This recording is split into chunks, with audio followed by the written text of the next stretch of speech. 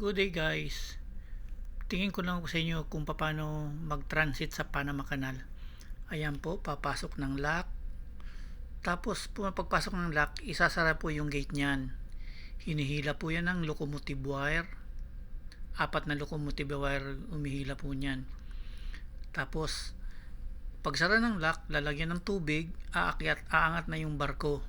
Pag angat ng barko, tatakbo na naman siya. Tapos isasara yung gate, tapos lalagyan po ng tubig para mga tuloy siya. Bali 3 lock po yan pag galing ka dito ng Pacific Ocean po. Pinagdugtong po yan papunta ng Atlantic Ocean. Yung barko na po yan na sinakyan ko, yung Yayoi Express po yan. Ang route namin Houston, Japan. Kaya dyan po palagi ang daan namin, Panama Canal. So ang ganda po dyan, ang ganda ng mga seafarer po, ang ganda bumiyahe ng Panama Canal. So ayan po, gumawa po sila dyan ng artificial lake ng Amerika.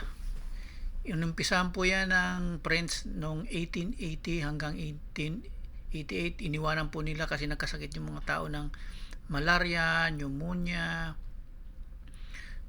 Tapos iniwanan nila. Tapos pinagpatuloy po yan ng Amerika.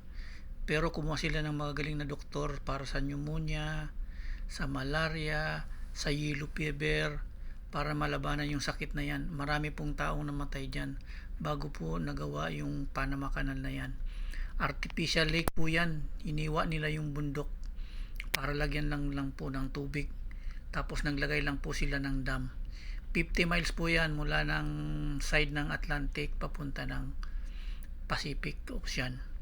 Ayan po, pababa na po yan yung barko namin. Binabawasan yung tubig, tapos isasara yung lock, tapos isihilayin ng locomotive wire, babawasan yung tubig, ibubukas yung gate, diretso na po.